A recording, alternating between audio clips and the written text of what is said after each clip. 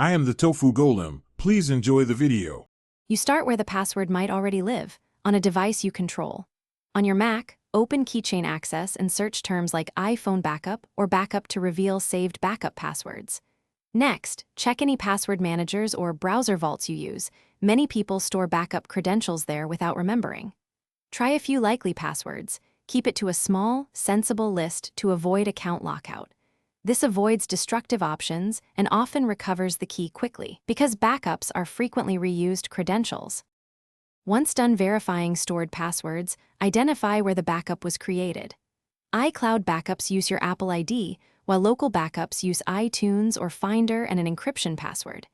If it's iCloud, sign into your Apple ID and follow Apple's account recovery if needed. If it's local, look for clues.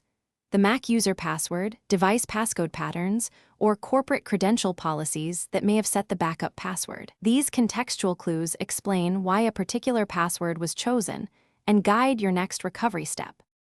You finish by choosing safe recovery paths.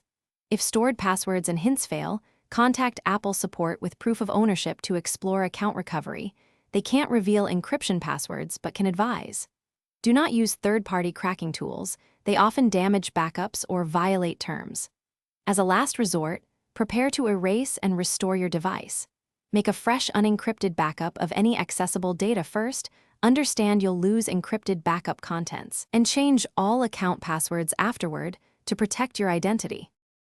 Thanks for watching. Consider subscribing if we helped you today.